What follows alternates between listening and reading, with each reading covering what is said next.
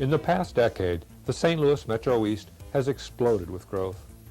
Some of the most dramatic change has been in St. Clair County, where new highways, subdivisions, and shopping centers have altered the rural character of the region. Although local communities have gained from this economic development, they are in danger of losing something valuable as well: natural and historic areas in the county.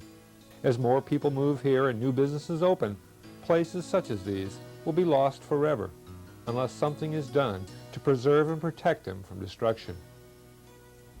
One group that has undertaken this project is the Grassroots Committee for St. Clair County Conservation. Since 1992, this coalition of environmentalists has promoted the preservation of significant archaeological, historical, and natural resources. In this program, you'll find out about their attempts to establish a conservation district, ensuring that an adequate amount of land be protected from further development. To promote this concept, the Grassroots Committee has, by way of bus tours, allowed area residents to view bluffs, waterfalls, woods, and 200-year-old buildings.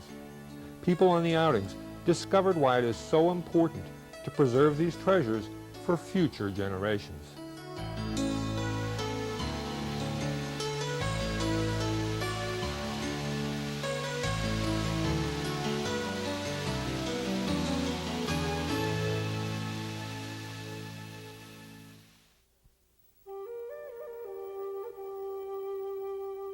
The American Bottoms have been home to human beings for more than 1,000 years.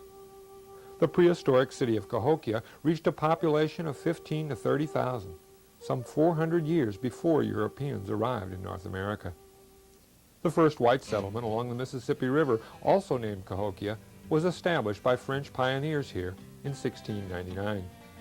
Since that time, the broad floodplain and rolling bluffs across from St. Louis have attracted people looking for a pleasant place to live and work. Unfortunately, as the population of St. Clair County has grown, very little land has been set aside for natural areas and passive recreation, such as hiking and bicycling. Illinois ranks near the bottom of the list of states in amount of recreational land per capita, and St. Clair County ranks near the bottom within the state. Because of this, the Grassroots Committee for St. Clair County Conservation was formed, and group members began investigating ways to deal with the problem. The best solution they found was the establishment of a conservation district.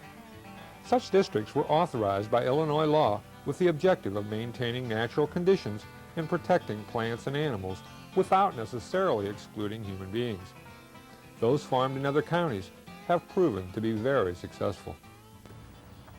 For the past 25 years, I've traveled around the state of Illinois, and in that effort, I've discovered that there are 5 counties in the state that have these things called conservation districts. Wherever these things occur, there is a governmental body set up that preserves preserves nature, preserves open space, provides for outdoor recreation, and most popularly in the areas, creates a program, a conservation education program in the schools and for public, where a ranger-type person comes and talks about the value of preserving nature and what it is to have a conservation ethic. St. Clair County is the oldest populated, most populated county in the state of Illinois that does not have a conservation district. So we think that this is the next logical place where one should occur.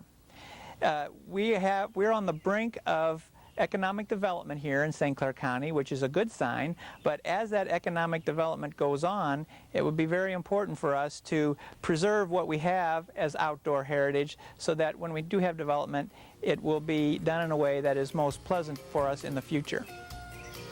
After months of studying the issue, the Grassroots Committee has developed a list of operating principles for the proposed conservation district in St. Clair County. It should provide for integration of the urban population with nature. This would be done by establishing green belts, trails, and wildlife habitats.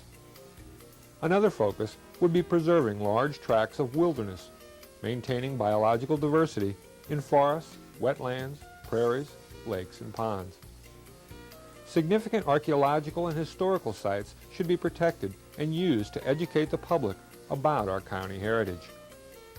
The Conservation District would serve as an advisor to private landowners who want to use their property in an environmentally sound way.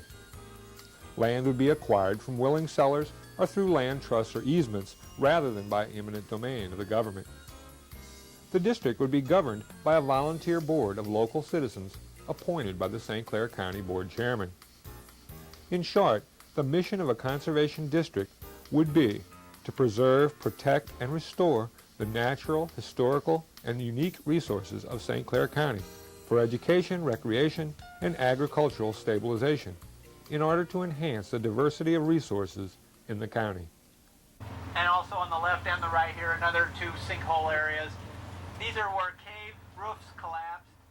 In the spring of 1995, the Grassroots Committee sponsored 2 bus trips, taking area residents to see some of the important historical and natural sites in St. Clair County. These started with several wooded tracks along the bluffs, as well as a hilltop prairie in Fairview Heights that recently was bulldozed. The first major stop was Frank Holden State Park. We're at the Frank Holden State Park, located in East St. Louis, right outside of Centerville. And the park has 1,080 acres. Has picnicking, golf, basketball, fishing. And here we have deer, we have fox, raccoon. So we have an area where you can see almost any type animal, wild, and several birds that are noted for the area. The public here can have a chance to see some of the wild instead of just the urban type atmosphere. So the people right here in the area can see it, well as visitors as yourself. So we need that.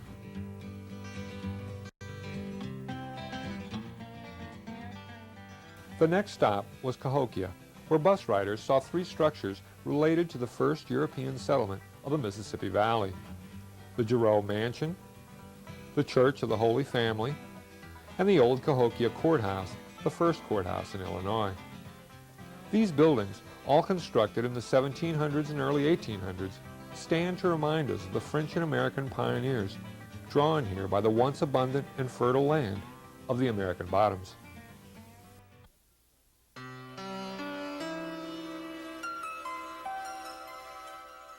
Just a short distance from Cahokia, on the outskirts of Dupo, was the highlight of the excursion, Falling Springs. A 65-foot waterfall is the centerpiece of this little-known but picturesque spot, which is great for picnicking, fishing, or just relaxing. This is Falling Springs, and apparently it's so well hidden that not many people do know about it, but interesting enough, ever since colonial times, the French probably knew about it. Matter of fact, they had a trading post over there, so this has been like a gathering spot for them for some time. The more I become familiar with this place, the more I realize this is still kind of like a focal point for this part of the county. I think this also shows off one of the best parts of the bluffs, and efforts should be made to preserve it. It's very unique. I've traveled a lot around the country looking for unique spots. I've never seen a spot where the water comes out of the side of the bluff. So St. Clair County has something here that's worth appreciating, saving. Falling Springs area is one of the gems of St. Clair County. It's a historic old area. People used to come here from the very first settlers of St. Louis to have picnics. It's an area that was cool because of the water coming out of the cave, and they can have a nice refreshing picnic there. On top of the bluffs you can see the metropolitan skyline, the downtown St. Louis skyline. At the bottom of the bluffs there's a lot of wetlands. It's several hundred acres along that bluff that could be set aside as a district of the conservation area, and I think it would be a great benefit not only for the people of St. Clair County, but also people coming to St. Louis across the river. It's so close. 10 minutes from the arch, you could get into a wild area and look across at the urban scene. I just think it's enormous potential that needs to be preserved. The final stop on the tour was White Research Farm, south of Belleville, where new techniques are being developed for soil conservation, wetland reconstruction, and forest development. This ended things on a positive note, with participants seeing examples of concrete steps being taken by people who care about the environment. It was really great. First of all, I didn't know that any of this existed in the area in which I live in, so it was really great to be able to see right close to home. Within an hour, you can be anywhere you want to be. It was very good, and hopefully I can do some volunteer and really get involved with the program now that I'm retired and have the time. Informative and enjoyable. It gives a lot of hope with what they're doing for the future. I didn't realize the devastation that we've already done, but a lot of us weren't aware of that. And so when we get the word out, and it's an educational tool, and I think it's great. And I think a lot of us will talk about it, and you have to start somewhere. I think it's just a grassroots situation, and I think it'll be extended. It's very, hopeful that we're all taking that much interest in it now. I read it in the newspaper, and I thought it sounded interesting, and I like one-day trips. Well, that's someplace I wouldn't go by myself. But I thought it was real interesting. By exposing people to the natural and historic treasures of St. Clair County, the Grassroots Committee for St. Clair County Conservation hopes to increase public awareness of the need for conservation. If more people see these features, they likely will support efforts to protect them. I think even the children in town who see concrete and cement need the opportunity to see what there is out there and what nature and what God gave us, and to save it, because if we don't, there's going to be nothing left for the future. Great. If we don't start doing it now. Well, everybody is interested in growth because growth brings prosperity, but too much unregulated growth can also overwhelm what little things we have. So we got to educate the public that there are things here worth saving. It's just right now, there hasn't been any organized, conscious effort to do that. And the time has come now to do that. We need a conservation, some sort of a conservation district or a county park system that's not just manicured and urban, but we also need something that is wild and pristine. And we need it, first of all, because we have a lot of things here that we can preserve. A lot of wildness is still here, surprisingly, largely because we have been in the backwater of development within the metropolitan area of St. Louis here, and so therefore we haven't paved it all over yet. But we need it also because there's a large population of people that live in St. Clair County. It's the second most populated county in Illinois, and yet there's not a lot of places where people can go to experience wildness that's public. You have to trespass. So that's the reason why we need it here, where we are a large populated area. We also have a threat on the horizon. We have an opportunity on the horizon. It's the same thing. The opportunity is more economic development, which we need desperately. But the threat is doing that economic development in a way that makes our quality of life go down here.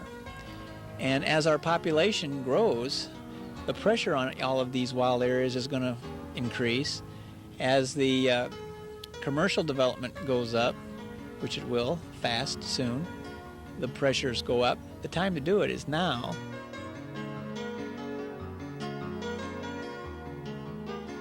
The effort to get a conservation district established will not be an easy one. As the St. Louis metropolitan area expands, pressures to develop the remaining natural areas of St. Clair County will increase. New highways, shopping centers, and subdivisions are being planned throughout the region, and in the rush for more tax revenue, local communities may be reluctant to set aside land for greener, more tranquil purposes. A conservation district may be the only way to ensure that future generations have access to green space. If the Grassroots Committee project is successful, all residents of St. Clair County will ultimately benefit.